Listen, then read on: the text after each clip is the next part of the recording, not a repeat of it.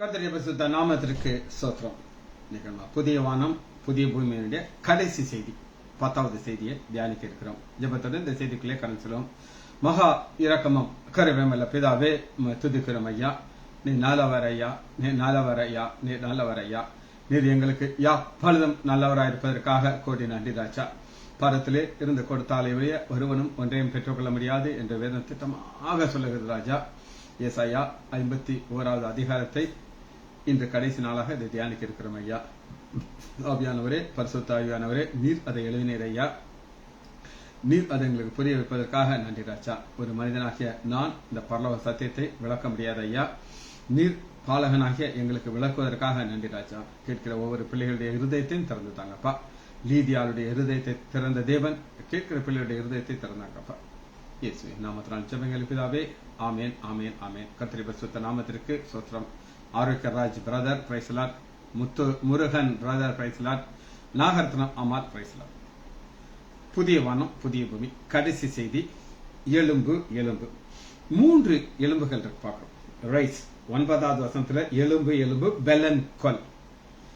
கர்த்தருடைய புயமே முந்தின நாளும் பூர்ண நாளும் எலும்பு. இது ஒரு குரூப் பழைய ஏற்பாட்டு மக்கள். 2வது 17வது வசனத்துல பார்க்கிறோம், அது அழிவுக்காக வைக்கப்பட்டிருக்கிறது. எலும்பு எலும்பு கர்த்தருடைய உக்கிரத்தின் பாத்திரத்தை அவர் கையிலே வாங்கி குடிக்கிற எருசலேமே எழுந்து நெல், தத்தளிக்க செய்யும் பாத்திரத்தின் வண்டல்களை உறிஞ்சி குடிச்சாயே. இவர்கள் புதிய வானம் புதிய பூமிக்கு போக முடியாது. இவர்கள் எங்க போறாங்கன்னு நம்ம இன்னைக்கு பார்க்கிறோம். 3வது எலும்பு 52:1 எலும்பு எலும்பு சியோனே. சியோனுக்கு போகிற ஒரு கூட்டம். சரி, 3 எலும்புகிறத நம்ம பார்க்க போகிறோம்.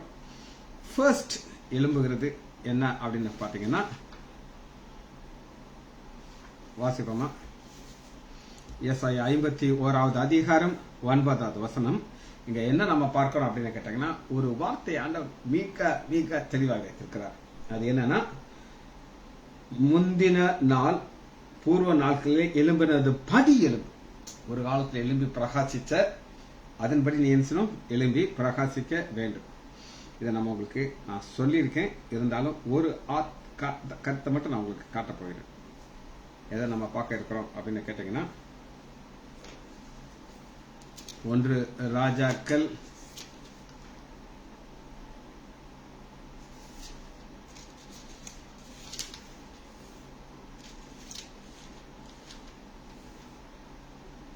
19வது அதிகாரம் 4. முந்தின நாட்கள்ல எலியா எப்படி இருந்தார் அப்படின்னு கேட்டீங்கன்னா, ஒரு பிரகாசித்துக் கொண்டிருந்தார். வானத்திலிருந்து அக்கனியை இறக்குனார். ஆனா இப்ப எங்க இருக்கிறாரு? சூரியச்செடிக்கு இருக்கிறார். நான் டீட்டெயிலா சொல்லிட்டேன். ஆனா இதுல நான் ரொம்ப ஆழமா போறது கிடையாது. நம்ம ஏற்கனவே யாரை பார்த்திருக்கிறோம் அப்படின்னு கேட்டீங்கன்னா, ரூபனை நான் உங்களுக்கு காமிச்சிருக்கிறேன். ஆதியாகமம் 49வது அதிகாரம் 3வது வசனத்துல ரூபன் முதல் பேரானவன். ஆனா ஒரு பாவம் செய்யறான், தண்ணீரை போல் தளம்புகிறான். அதனால நீ பலன் கொள்ள முடியாதுன்னு சொல்றாரு அப்பா. ஆனா ஆண்டவர் முந்தின நாள் உள்ள பலத்தை எப்படி பார்க்கறோம்னா, வெளிப்படுத்துறது 7வது அதிகாரம் ரூபன் கோத்திரத்தை பரலோகத்துல காமிச்சாச்சு. அதனால உங்களுக்கு பார்க்கப்படுது. அடுத்து கர்த்தருடைய பயம் யாருக்கு வெளிப்படும் அப்படின்னு கேட்டீங்கன்னா, அது நமக்கு வெளிப்படும். சரி, முதல் எலும்பு இது பழைய ஏற்பாட்டுல உள்ள மக்கள். இவர்களுக்கு யார் கிடையாது அப்படின்னு கேட்டீங்கன்னா, நம்முடைய ஆண்டவராகிய இயேசு கிறிஸ்து கிடையாது. யார் கிடையாது? பரிசுத்த ஆவியானவர் கிடையாது. இந்த 2 பேர் இல்லாததுனால இவங்களால எப்படி சொல்ல முடியாது அப்படின்னு கேட்டீங்கன்னா, எலும்பி எங்க வர முடியாது? சியோனுக்கு வர முடியாது. வாசிப்போமா? 52வது அதிகாரம் 1 வசனம். சியோனே, பரிசுத்த நகரமாகிய எருசலேமே, உன் அலங்கார வஸ்திரத்தை உடுத்திக்கொள். இவர்களுக்கு பரிசுத்த ஆவியானவர் கிடையாது. சரி, 2வது ஒரு கூட்டத்தை பார்க்கிறோம். இந்த கூட்டம் நரகத்துக்கு போகும். எங்க போகுது? நரகத்துக்கு போகும். இதை குறித்து நம்ம பார்க்க போகிறோம். இன்னைக்கு 2, 3 பார்த்து முடிக்க போகிறோம். 2வது 17வது அதிகாரம் எலும்பு எலும்பு கர்த்தருடைய உக்கிரகத்தின் பாத்திரத்தை அவர் காயிலிருந்து. இது யார் அப்படின்னு கேட்டீங்கன்னா, இவங்க எங்க இருக்கிறாங்க? ஏசாயா 33வது அதிகாரம் 14வது. சியோனில் உள்ள பாவிகள் திகைக்கிறார்கள். சியோனில் உள்ள பாவி. சியோனில் எப்படி பாவி இருக்க முடியும்? நீங்க கேட்கலாம். இருக்காங்க. ஒரு நடந்த சம்பவத்தை உங்களுக்கு நான் சொல்றேன். எங்களுடைய சிஎஸ்ஐ சர்ச்சில் நடந்த சம்பவம். ஒரு எலெக்ஷன் வந்துச்சு.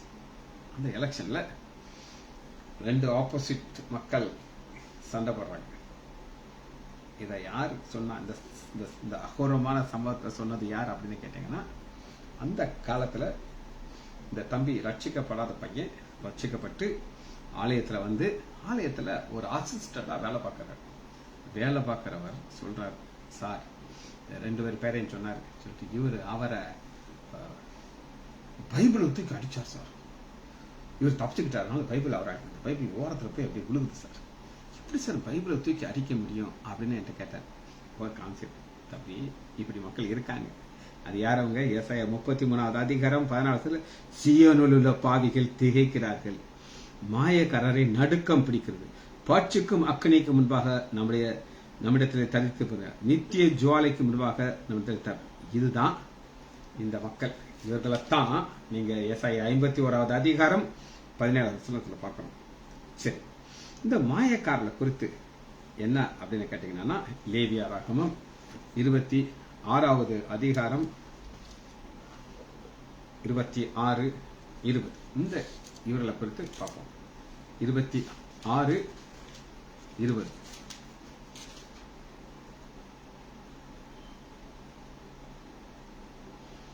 உன் பலன் விருதாக செலவழியும். அப்ப ஆண்டவர் அவங்களை ரட்சித்தாரு, தேவாலயத்தை கொண்டாண்டாரு. ஆனா அவருடைய பலன் எல்லாம் வேஸ்ட். என்னென்னமோ செய்யறாங்க, எலெக்ஷன் நிக்கிறாங்க, ஜெயிக்கிறாங்க, தோக்குறாங்க, அதெல்லாம் வேஸ்ட்ங்கிறாங்க. உன் பலன் விருதாக செலவழியும், உன் தேசம் தன் பலனை தேசத்து மரங்கள் தங்களில் கொடுக்க, அது ரிவார்டு கிடைக்காத வாழ்க்கையை வாழ்றாங்க. இன்னைக்கு அவங்க வாழ்க்கை வாழ்றது வேஸ்ட் வேஸ்ட் வேஸ்ட். சரி, இப்படிப்பட்ட ஒரு கூட்டத்தை நம்முடைய ஆண்டவராகிய இயேசு கிறிஸ்து காட்டப் போகிறார். யார் இவங்க? சீயோன்ல இருக்காங்க, அவங்க கையில பைபிள் இருக்கு. வாசிப்போமா? மத்தேயு 23வது அதிகாரம் 2வது வசனம். 23:2 வேதபாரகரும் பரிசேயரும். இந்த கூட்டத்தார் நம்முடைய ஆண்டவராகிய இயேசு கிறிஸ்து வாழ்ந்த காலத்துல வாழ்ந்தவர். சரியா? இவங்களை குறித்து இவங்கெல்லாம் சீயோன்ல வாழ்ற பாவிகள். நான் சொல்லல, வேதத்துல நம்முடைய ஆண்டவராகிய இயேசு கிறிஸ்து இவங்களை அப்படி தோல் உரிச்சு காட்டுறார். தோல் உரிக்கிறது என்னது? அந்த மாய்மாலத்தை காட்டுறார், சுட்டி காட்டுறார். வாசிப்போமா? 2வது வசனம். வேத பாரகரே பரிசேயரே, ஆகையால் நீங்கள் கை கொள்ளும்படி அவர்கள் உங்களுக்கு சொல்லுகிற யாவையும் கை கொள்ளுங்கள், அவர்கள் செய்கின்படி செய்யாதீர்கள். ஏனென்றால் சொல்லுகிறார்கள், சொல்லியும் செய்யாதிருக்கிறார்கள். இவங்க யார் அப்படின்னு கேட்டீங்கன்னா, டீச்சிங் கொடுப்பாங்க, பைபிளை பத்தி போதிச்சுட்டு இருப்பாங்க. ஆனா அவங்க கை கொள்ள மாட்டாங்க. ஊருக்குத்தான் உபதேசம், உனக்கும் எனக்கும் கிடையாது. இவங்க தான் சீயோன்ல வாழ்கிற பாவிகள். சரி, இந்த மக்களை குறித்து ஆண்டவர் எப்படி சொல்லுகிறார்? 13வது வசனத்தை உங்களுக்கு வாசிக்கிறேன். மத்தேயு 23:13 மாயக்காரராகிய வேத பாரகரே பரிசேயரே, உங்களுக்கு ஐயோ ஐயோ ஐயோன்னு ஆண்டோட வாயில வந்துருச்சுனாலே, ஒரு மரத்தை பார்த்து சொன்ன உடனே அத்தி மரம் சபிச்ச உடனே பச்சே போச்சு, போயிட்டு வரதுல. அந்த அளவு ஆண்டோட வாயிலிருந்து வருகிற வார்த்தைக்கு ஒரு வல்லமை உண்டு. சரி, ஐயோ தாரா 14வது வசனத்தை வாசிக்கிறேன். வேத பாரகரே பரிசேயரே, உங்களுக்கு ஐயோ, பார்வைக்கு நீண்ட ஜெபம் பண்ணி விதவின் வீடுகளை பட்சிக்கிறீர்கள், இதனால அதிக ஆக்கினி அடைவீர்கள். ஆக்கினியில அதிக ஆக்கினி நான் சொல்லல. அப்ப அதிக ஆக்கினியை உங்க பெறப்போகிறவர்கள் எங்க இருக்கிறாங்க? பைபிளுக்குள்ளதான் இருக்காங்க. வேத பாரகம் பைபிள் ஸ்காலர்ஸ். அவங்க என்ன கேள்வி கேளுங்க, லெப்ட் அண்ட் ரைட் அடிப்பாங்க. அவர்களை பார்த்துதான் ஆண்டவர் தெளிவாக சொல்கிறார். 15வது வசனம். மாயக்காரராக வேத பாரகரே பரிசேயரே, உங்களுக்கு ஐயோ. ஒவ்வொரு பாயிண்டா சொல்றாரு, சொல்லி சொல்லி எதனால ஐயோங்கிறத தெளிவா சொல்லுகிறார். 23வது வசனம். மத்தேயு 23:23 மாயக்காரராக வேதபாரே பரிசேயரே, உங்களுக்கு ஐயோ. இவங்க என்ன செய்யறாங்க அப்படின்னு கேட்டீங்கன்னா, நீதியும் இரக்கத்தையும் விசுவாசத்தையும் விட்டு விட்டீர்கள். ஆமா, இதுக்குள்ள போறது கிடையாது. இந்த கூட்டத்தார நான் உங்களுக்கு சுட்டி காட்டுறேன், அவ்வளவுதான் நான் சொல்ல முடியும். 27 மாயக்காரராக வேதபாரகரே பரிசேயரே, உங்களுக்கு ஐயோ. வெள்ளை அடிக்கப்பட்ட கல்லறைக்கு ஒப்பா இருக்கிறீர்கள். வெளியில பார்க்கும்போது எப்படி இருப்பாங்க? சிலுவை போட்டிருப்பாங்க, கையில பைபிள் இருக்கும். ஆனா அந்த பைபிளை எதுக்கு யூஸ் பண்றாங்கன்னு அவங்கள்ட்ட தான் கேட்கணும். வட்டி தூக்கி விட்டாங்க, மண்டையை பிறந்துருக்கு. அந்த அளவுக்கு அவங்களுக்கு கையில பவர்ஃபுல் பைபிள் வச்சிருக்கிறாங்க. 29 மாயக்கரார வேத பற்றி உங்களுக்கு ஐயோ. அப்ப இவர்களை தான் நம்ம பார்க்கிறோம். இவர்கள் சியோன்ல வாழ்ற பாவிகள். சரி, இவர்களை குறித்து இன்னும் கொஞ்சம் வசனங்கள் நம்ம பார்க்க போயிடும்.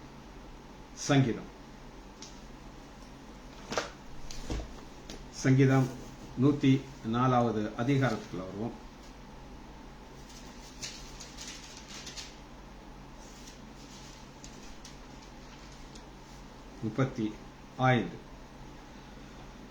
பாவிகள் பூமியில் நிர்மூலமாகி. இப்ப இவர்களை ஆண்டவர் நிர்மூலம் ஆக்க போகிறார். இப்ப நம்ம கேட்கணும், ஆண்டவர் நம்மளை தெரிந்து கொண்டது, வேதத்தை கொடுத்திருக்காரு, வேதத்தின்படி வாழ்ந்து நம்ம பரலோகம் வந்து சேரணுங்கிற கண்டி. பூமியிலே துன்மார்க்கர்கள் இனி இராமல் போவார்கள், என் ஆத்மாவை கர்த்தரை சோத்ரி அல்லேலூயா. இன்னைக்கு ஆண்டவர் நம்மளை புதிய வானம் புதிய பூமிக்கு கொண்டு போறதுக்காக வைத்திருக்கிறார். ஆனா இந்த கூட்டத்தார திரும்ப உங்களுக்கு நான் காட்டுறேன். எசாயா 51வது அதிகாரம் 17வது வசனத்துல, எலும்பு எலும்பு கர்த்தருடைய உக்கிரக பாத்திரத்தை அவருடைய கையில வாங்கி குடிக்கிற எருசலேமை எழுந்து நெல். சரி, இவளை குறித்து இன்னும் சில காரியங்கள் நம்ம பார்க்க இருக்கோம். எடுத்துக்கலாமா? நீதிமொழிகள் 13வது அதிகாரம் 21வது வசனம். 13:21.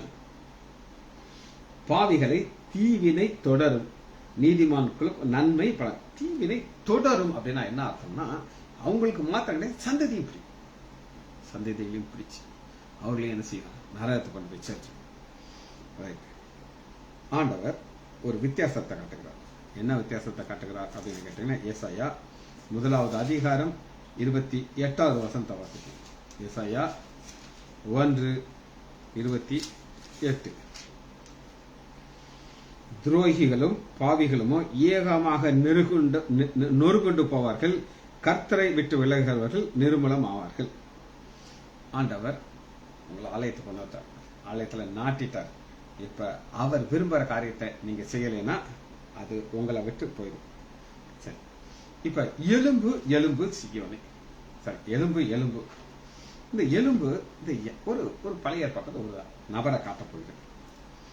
என்னாகமம் எடுத்துக்கொள்வோம். 22வது அதிகாரம்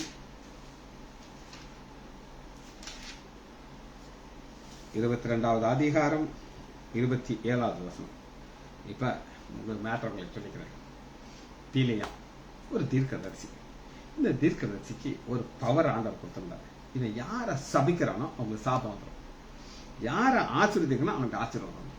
அப்படிப்பட்ட ஒரு வல்லமை ஆண்டவர் கொடுத்திருக்கிறார். இஸ்ரேல் மக்கள் அந்த தேசத்தை கடந்து போயிட்டு இருக்கிறாங்க. ராஜா பார்க்கிறான், பார்த்து என்ன செய்யறான் அப்படின்னு கேட்டீங்கன்னா, வாசிப்போமா? என்னாகமம் 22வது அதிகாரம். மோவாப் சமவெளியில பாளையம் இறங்குகிறார்கள். 3வது ஜனங்கள் ஏராளமா இருந்தபடினால் மோவாப் மிகவும் பயந்து இஸ்ரேலை பொறுத்தவரை கலக்கம். இவங்க போய்கிட்டே இருக்காங்க, உங்களுக்கு சம்பந்தமே கிடையாது. மீதியானியருடைய மூப்பரை நோக்கி, மாடுகள் புள்ளை மேய்து போல இப்ப இந்த கூட்டம் நம்மளை மேய்ந்து போயிடும். அப்ப பாலாக் ராஜாவா இருக்கிறான். பாலாக் வாய பொத்திட்டு சும்மா இருக்கணும். இவன் ரொம்ப விலைக்கு வாங்கிக்கிறான். என்ன நடக்குது அப்படின்னு கேட்டீங்கன்னா, இவன் போய் ஆண்டோட்ட கேட்கறான், போகலாமா? டோன்ட் கோ அப்படிங்கிறார். இருந்தாலும் பாத்தீங்கன்னா இவனுக்கு போகாம இருக்க முடிய மாட்டேங்குது. போய்கிட்டு இருக்காரு. அதனால நடக்கிறது என்ன அப்படின்னு கேட்டீங்கன்னா, இப்ப பீலியாமுக்கு பதில் ஆண்டவர் என்ன செய்யறாரு அப்படின்னு கேட்டீங்கன்னா, கழுதை தொடுறாரு.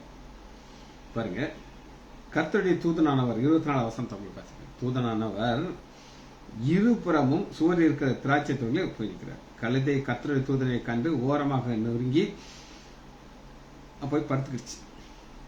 படுத்துக்கிட்ட உடனே பீலியாம் அடிக்கிறான். அடிச்சாலும் எந்திரிக்க மாட்டேங்குது. இப்ப ஆண்டவர் ஒரு பெரிய ஒரு அற்புதத்தை செய்யறார். கழுத வாயை திறக்கிறார், வாயை திறந்து பேச வைக்கிறார்.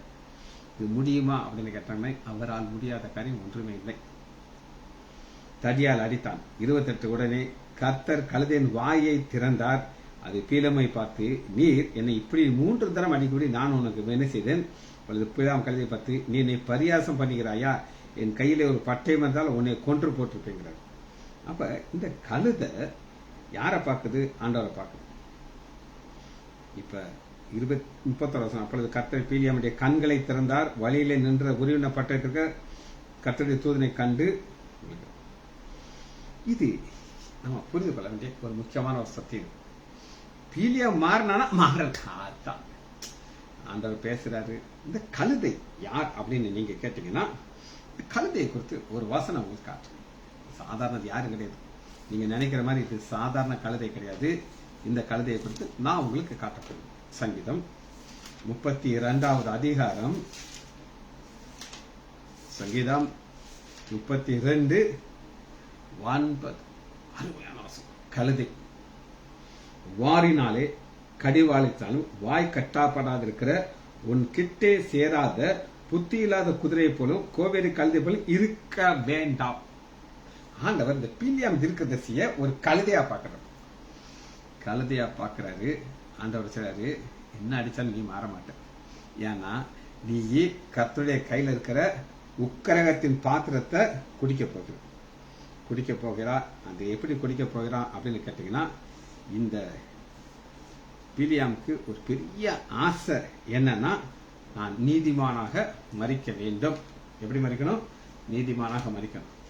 ஆனா இதை எப்படி மறித்தான்னா, பட்டயத்தினால மறிக்கிறான். சரி, அப்ப பீலியாமை குறித்து நான் உங்களுக்கு காமிச்சாச்சு. இப்ப அடுத்து கர்த்தருடைய கையில் இருக்கிற உக்கிரகத்தின் பாத்திரத்தை வாங்கி குடிக்கிறார். எஸ்ஐயா 51வது அதிகாரம் 14. கர்த்தருடைய உக்கிரகத்தின் பாத்திரத்தை அவர் கையிலே வாங்கி குடிக்கிற எருசலேமே. இது என்ன அப்படின்னு கேட்டீங்கன்னா, ஆண்டவர் என்ன செய்வார் அப்படின்னு கேட்டீங்கன்னா, சங்கீதம் 75:8 வாசிக்கும். சங்கீதம் 75:8. கர்த்தருடைய கையில் இருக்கிற ஒரு பாத்திரம், அது என்ன நம்ம காட்டுறோம். 75:8. கலங்கி பொங்குகிற மதுபானம் நிறைந்த பாத்திரம் கர்த்தருடைய கையில் இருக்குது. அதிலிருந்து வார்க்கிறார், பூமியில் துன்மார்க்கன் யாவரும் அதன் வந்து. துன்மார்க்கனுக்காக ஆண்டவர் ஒரு பாத்திரத்தை வச்சிருக்கிறார். இங்க பீலியாம் ஒரு நல்ல மனிதன் மாதிரி ஆக்ட் பண்ணுவான். டபுள் வேஷம் பண்ணுவான். ஒரு பக்கம் நிமித்தம் பார்க்க போவான், இன்னொரு பக்கம் ஆண்டவர்டையும் பேசுவான். அப்ப அவன் கேட்கறான், இந்த வீடு நிறைய பொண்ணை கொடுத்தாலும் அது அவன் மனசுல இருக்கிற ஆசை. இதை தான் உறிஞ்சி குடிக்கிறான். குடிக்கிறத எப்படி பார்க்கலாம் அப்படின்னு கேட்டீங்கன்னா, யோகு 21வது அதிகாரம் 20வது. யோகு 21:20. அவனுடைய அழிவை அவனுடைய கண்கள் காணும், சர்வ வல்லவருடைய உக்கிரகத்தை குடிப்பான். பீலியாம் பட்டயத்தினால வெட்டி சாக. அவனுக்கு ஆசை, நான் நீதிமானாக மரிக்கணும். நீதிமானாக மரிக்கணும்னா அவனுடைய வார்த்தை கேட்கணும். ஆனா இவனுக்கு கழுதையை அடிச்சாலும் இவன் கேட்க மாட்டான், கழுதை பேசினாலும் கேட்க மாட்டான். இப்ப ஆண்டவர் ஒரு காரியத்தை காட்டுறாரு. அது என்னன்னு பார்ப்போம். சகரியா எடுத்துக்கொள்ளுங்கள் 12:2. இங்க ஒரு வித்தியாசமான ஒரு ஓமையை நம்ம பார்க்க போறோம். 12:2. இப்ப எருசலேம ஆண்டவர் ஒரு உதாரணமா காட்டுறார். இப்ப எருசலேம நீங்க பாத்தீங்கன்னா, அநேக யுத்தங்கள் நடந்து கொண்டே இருக்கு. எல்லாருக்கும் ஆசை இந்த எருசலேம நமக்கு ஆக்கிடும். இன்னைக்கு பாத்தீங்கன்னா எருசலேம்ல பாதி இடம் புறஜாதியார் கையில வச்சுட்டு இருக்காங்க. யுத்தத்தை பார்த்தோம். அதற்கு நம்ம போவோம்னா வசனத்தை உங்களுக்கு காட்டுறேன். அந்நாளிலே நான் எருசலேமை சகல ஜனங்களுக்கும் பாரமான கல் ஆக்குவேன். என்னங்க பாரமான கல்? ஒரு வெயிட் கல், பெரிய கல் இருக்கு. அதை ஒருத்தன் சொல்லுவான், நான் தூக்கிடுவேன். அந்த தூக்குனா அவன் கொடுக்க போயிடும். அந்த மாதிரி எல்லாருக்கும் ஆசை, எங்களுக்கு எருசலேம் வேணும்னு சொல்லி. அதான் பாரமான கல்லாக்குவேன். அதை கிளப்புகிற யாவரும் சிதைக்கப்படுவார்கள். பூமியில் உள்ள ஜாதிகள்லாம் அதற்கு அந்நாளுக்கு விரோதம். அந்நாளிலே நான் குதிரைகள் எல்லாத்துக்கும் என்ன செய்வேன்? குருட்டாட்டத்தை உண்டாக்கு. இந்த குருட்டாட்டங்கிறது என்ன அப்படின்னு கேட்டீங்கன்னா, எல்லாரும் வந்து மோதுவாங்க. ஆனா எருசலேம் யாரும், தேவனுடைய நகரம் யாரும் தொட முடியாது. இதுதான் இப்ப ஒரு ஃபைனலாக ஒரு வசனத்தை பார்க்க போகிறோம். யாருக்கு? இந்த 2வது கூட்டம். வெளிப்படுத்துதல் 14வது அதிகாரம் 10வது வசனம். வெளிப்படுத்துதல் 14:10. தேவனுடைய 14:10 வெளிப்படுத்துதல். அவன் தேவனுடைய கோபாக்னியாக பாத்திரத்திலே கலப்பில்லாமல் வார்க்கப்பட்ட அவருடைய உக்கிரமாகிய மதுவை குடித்து பரிசுத்த தூதர்களுக்கு முன்னவாகவும் ஆட்டுக்குட்டியாக முன்னவாகவும் அக்னினாலும் கதைதான் வாதிக்கப்படும். இதுதான் இந்த நம்ம பார்க்கிற 2வது கூட்டத்தார் போய் சேர்கிற இடம். சரி, 3வது இதான் நம்ம இந்த 3வது கூட்டத்தை பார்த்து நம்ம முடிக்க இருக்கிறோம். 3வது யார் அப்படின்னு கேட்டீங்கன்னா சியோனே. 52:1 எலும்பு எலும்பு சியோனே. இப்ப இந்த மக்கள் எங்க போய் சேராங்கன்னா சியோனுக்கு போய் சேரும். அதே நான் உங்களுக்கு போய் சேர இடத்தை உங்களுக்கு காமிச்சது. வெளிப்படுத்துதல் 14வது அதிகாரம் 1 வசனத்தை சியோனே எழும்பி எங்க போனோம்? சியோனுக்கு போய் சேரணும். 14:1 இது நான் பார்த்த பொழுது சியோன் மலையின் மேலே, சியோன் வசதி அங்கதான் போய் சேரணும். மலையிலே ஆட்டுக்குட்டியானவரையும் அவரோடு கூட இவர்கள் தான் அங்க வந்து சேர்றாங்க. முக்கியமாய் முருகன் முதல் வார்த்தை அந்த எப்படி ஆசீர்வதிக்கிறார் அவருடைய பிள்ளைகளுக்கு. எனக்கு 2வது வார்த்தை இருக்குது, விஜிக்கு 2வது வார்த்தை. சரி, கர்த்தர் நல்லவர். இப்ப நம்ம ஒரு இதனுடைய அடிப்படையை நான் காட்டப்படுறேன். ஃபவுண்டேஷன் வாசிப்போமா? 1 சாமுவேல்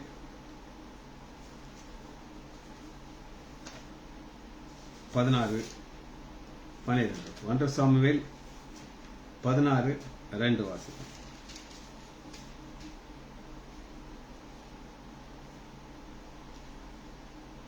இப்ப நான் உங்களுக்கு ஏற்கனவே சொன்னேன், புதிய ஏற்பாட்டில் நமக்கு விசேஷமான ஆசீர்வாதம் பரிசுத்தாவினுடைய வல்லமை. வாசிப்போமா? 1 சாமுவேல் 16வது அதிகாரம் 12வது வசனம். இப்ப உங்களுக்கு நான் சொல்லிடுறேன், தாவீதை நாம பார்க்கணும். தாவீதை கன்சிடர் பண்ணவே இல்லை. அப்பாக்கு ஈசா மத்த பிள்ளையெல்லாம் காட்டுறான், ஆண்டவர் நோ நோ நோ சொல்லிடுறாரு. ஆனா தாவீதை கொண்டாடுறாரு, அபிஷேகம் பண்ண சொல்லுகிறாரு, ஆள் அனுப்பி அவன் ரூபம் உள்ளவன். அப்பொழுது கர்த்தர் இவன் தான், நீ எழுந்து எழுந்து எலும்பு எலும்பு சியோன்ல ஒரு பிள்ளைய பரலோகத்துக்கு கொண்டு போறதுக்கு அந்த சாமுவேல் உட்கார்ந்து கூடாது, எழுந்து அபிஷேகம் பண்ணணும். அப்பொழுது சாமுவேல் தைலக்கொப்பை எடுத்து அவன் சகோதரர்களுக்கு நடுவே அபிஷேகம் பண்ணினார். இந்த அபிஷேகம் தான் பரலோகத்துக்கு கொண்டு. புரியுதா உங்களுக்கு? இது ஒரு வகையான கர்த்தருடைய ஆவியானவர் அவர் மேல இறங்குகிறார். 14 கர்த்தருடைய ஆவி சவுலை விட்டு நீங்கினார். இந்த சவுலு நரகத்துக்கு போறாரு, பரலோகத்துக்கு போக முடியாது. ஒருத்தண்ட விட்டு ஆவியானவர் போறாரு, ஒருத்தண்ட வர்றாரு. சங்கீதம் 48வது அதிகாரம்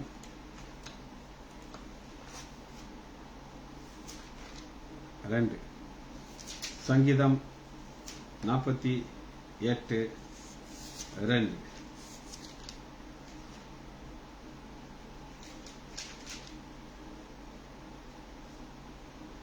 வட திசையில் உள்ள சியோன் பர்வதம். அப்ப சியோன் வாசி எழும்பி இங்க வட தேசம் லொகேஷன் பார்க்கறோம். சியோன் பர்வதம் வடிப்பும் ஸ்தானமும் சர்வ பூமியின் அது மகாராஜனுடைய நகரம். இந்த மகாராஜனுடைய நகரத்துல நாம் போய் சேரணும். அதுக்காக எலும்பு எலும்பு சியோன், உன் வல்லமையை தரித்துக்கொள். இங்க போய் சேர்றதுக்கு நமக்கு என்ன தேவை? ஒரு வல்லமை தேவை. அப்ப ஆண்டவர் இதை எப்படி வைத்திருக்கிறார் அப்படின்னு நீங்க கேட்டீங்கன்னா,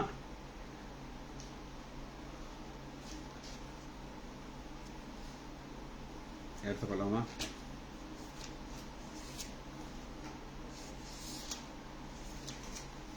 பிரசங்கி எடுத்துக்கொள்ளுங்கள் 3:11. பிரசங்கி 3வது அதிகாரம் 11வது வசனம்.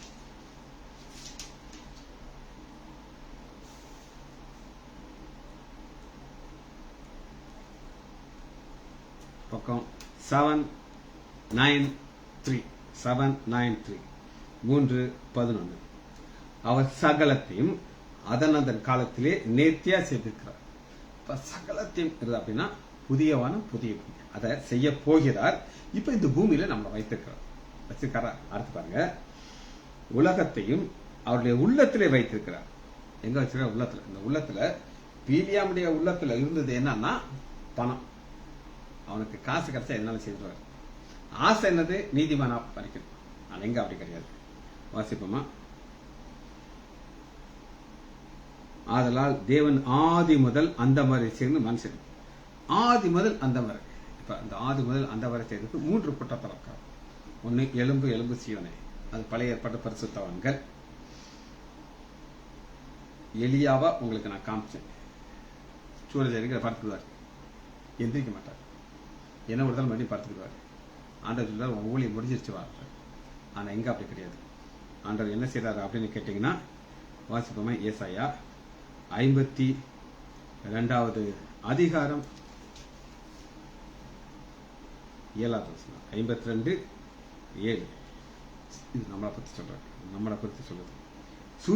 சமாதானத்தை கூறி நற்காரியங்களை சுவிசேஷமாக அறிவித்து ரட்சிப்பை பிரசிப்படுத்தி உன் தேவன் ராஜரீகம் என்று பணிகிறார் என்று சியோனுக்கு சொல்லுகிற சுவிசேஷன் பாதங்கள் மலையில் எவ்வளவு அழகா இருக்குது.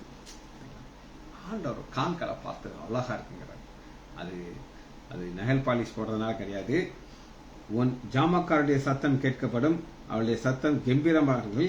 ஏனென்றால் கர்த்தர் சியோனை திரும்ப வர பண்ணும்படி அதை கண்ணார காண்பார்கள்.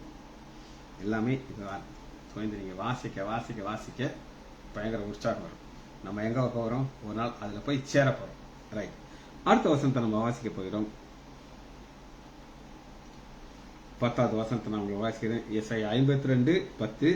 எல்லா ஜாதிகளின் கண்களுக்கு முன்பாக கர்த்தர் தம்முடைய பரிசுத்த புயத்தை வெளிப்படுத்துவார். இந்த என்ன பரிசுத்த புயம் அப்படின்னு கேட்டீங்கன்னா, ஏசாயா 51வது அதிகாரம்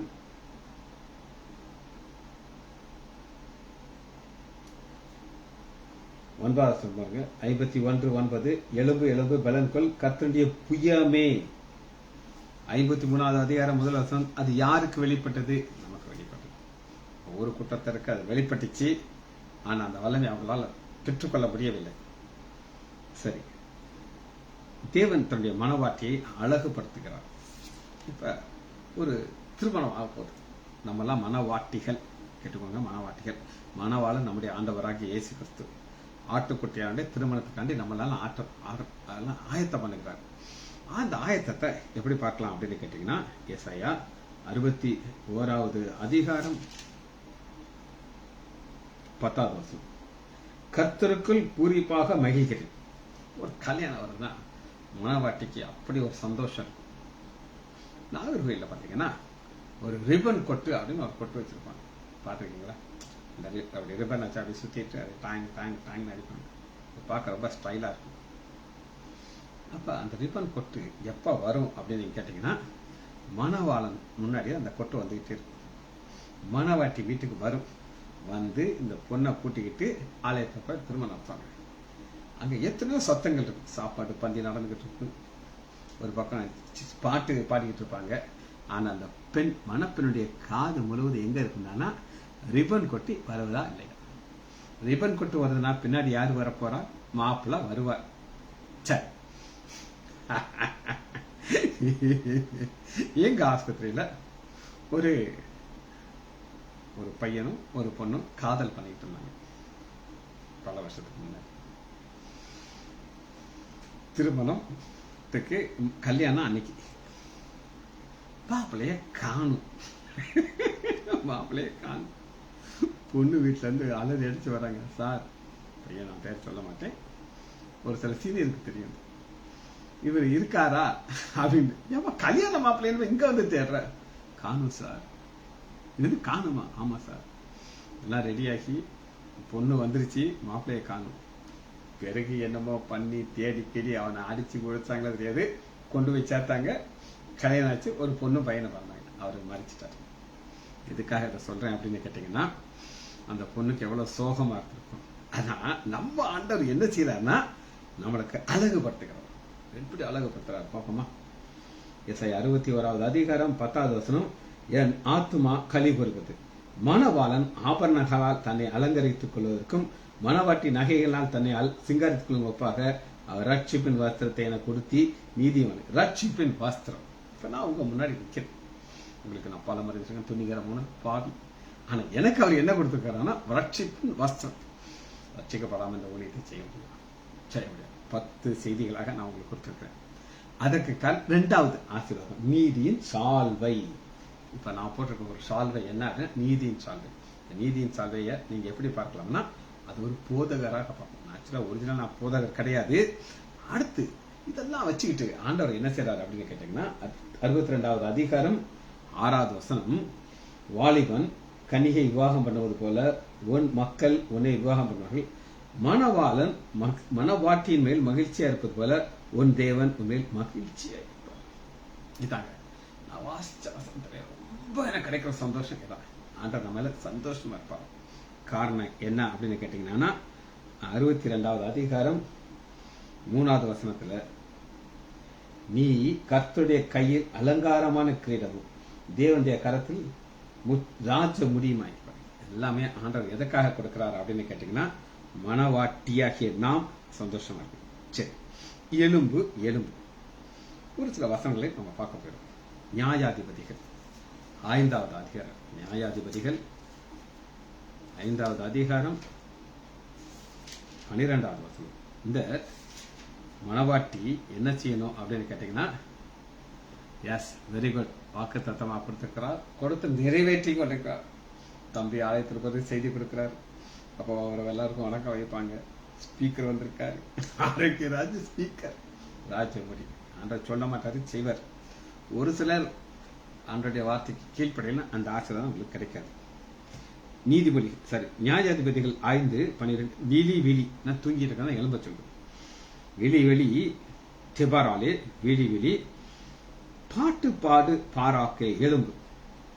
நம்ம எழுந்து ஆண்டவர் துதிச்சு பாடணும். பாதம் பணிந்தேன் என்னாலும் துதியே பொம்மை என்று யாரை பாடுவேன் இசையா இந்த நண்பு எல்லாம் பொங்குதே. ஏன் நம்ம விழிக்கணும் அப்படின்னு கேட்டீங்கன்னா 1 கொரிந்தியர்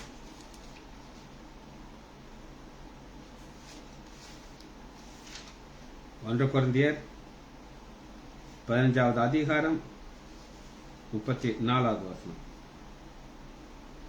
நீங்கள் பாவம் செய்யாமல் நீதி கேட்டு விழித்திருங்க.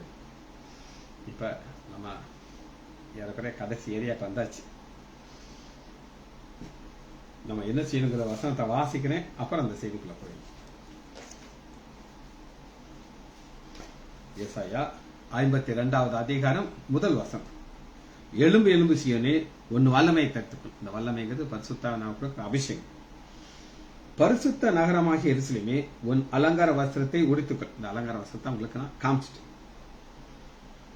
2வது தூசியை உதறிவிட்டு எழுந்துரு. எருசலேமே வீட்டு தூசியை உதறிவிட்டு எழுந்துரு. உதறதான் இங்க பாக்கிறோம். பாவம் நம்மளை பின்னாடி வந்துகிட்டு தான் இருக்கும், அது வாட்டுக்கு பின்னாடி வரும். ஆனா நம்ம என்ன செய்யணும்? உதறி தள்ளணும். ஏன் உதறி தள்ளணும் அப்படின்னு நீங்க கேட்டீங்கன்னா,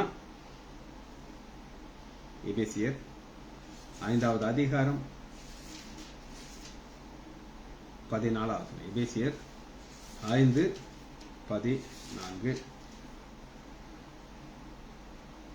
ஆதலால் தூங்குகிற நீ விழித்து மரித்தோரை விட்டு எழுந்து, அப்பொழுது கிறிஸ்து உன்னை பிரகாசிப்பார்.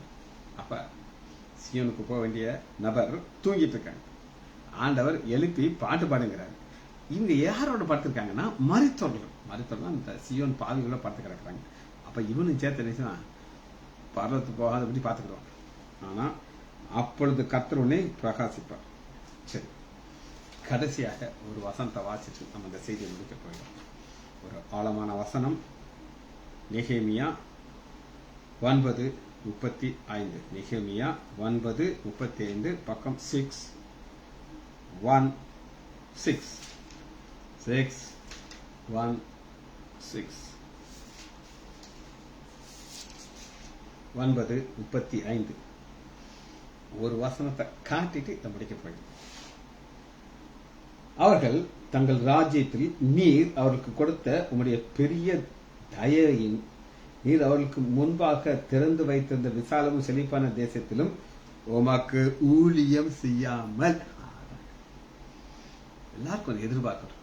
மணவாளன் வரணும், மணவாட்டி எதிர்பார்த்துக்கிட்டு இருப்பான். என்னைய கல்யாணம் கட்டணும், என்னை நல்லா வச்சுக்கணும், நான் கேட்கறதெல்லாம் வாங்கி தரணும், நான் என்ன கேட்டாலும் நோ சொல்லக்கூடாது. இதெல்லாம் மணவாட்டின்னு எதிர்பார்ப்போம். மணவாளன் வேற மாதிரி எதிர்பார்ப்பார். ஆனா பரலோக தேவன் உங்களுக்காக எனக்காகவும் ஒரு புதிய வனம் புதிய பூமி வச்சிருக்காரா? எஸ், வைத்திருக்கிறார். அந்த புதிய வனம் புதிய பூமியில நாம் போய் சேர்றதற்கு அவர் எதிர்பார்க்கிறார். சில கணவன்மான்கள் மனைவிக்கு என்ன பிடிக்கும்னு நல்லா தெரியும். ஆரோக்கியராஜுக்கு அவருடைய வீட்டுக்காரமாக என்ன பிடிக்கும்னு தெரியும். இவரு மனைவியை சந்தோஷப்படுத்துறதுக்கு அந்த அக்காக்கு என்ன பிடிக்குமோ வாங்கிட்டு போவார். ஆனா அதை கொண்டு போய் ஆண்டர்கிட்ட கொடுத்தா மூஞ்சில துப்பிடுவார். அவர் என்ன எதிர்பார்க்கிறான்னு கேட்டீங்கன்னா, நெகேமியா 9:35 தேசத்திலே உமக்கு ஊழியம் செய்யாமல். இன்னைக்கு இங்க ஒரு சில மக்கள் இருக்காங்க, ஊழியம் செய்ய மாட்டாங்க. பல முறை நான் நேராகவும் சொல்லியாச்சு, டைரக்டாகவும் இன்டைரக்டாகவும் சொல்லியாச்சு. ஆனா அவங்க ஊழியம் செய்ய மாட்டாங்க. ஏன் ஊழியம் செய்யணும்? ஆண்டோடைய எதிர்பார்ப்பு. நமக்கு தாளந்துகளை கொடுத்திருக்காரு. நம்ம அந்த புதிய வனம் புதிய பூமியில சேரணும். சேர்றதற்கு ஆண்டோடைய எதிர்பார்ப்பு. ஜெபிச்சு முடிப்போமா? மகா இரக்கமும் கருவேமுள்ள பிதாவே, துதிக்கிறோம் ஐயா. இன்று கடைசி செய்தி ஐயா, 10வது செய்தியை முடிக்க நீர் பாராட்டினதுக்காக நன்றி ராஜா. இது நன்மை ஐயா, இது பரத்திலிருந்து வந்த நன்மை. பிள்ளைகள் ஒவ்வொருவரையும் என் ஆண்டவராகிய இயேசு கிறிஸ்துவின் நாமத்தினாலே ஆசீர்வதிக்கிறேன். இயேசுவின் நாமத்தினாலே ஜெபங்களின் பிதாவே. ஆமேன், ஆமேன், ஆமேன்.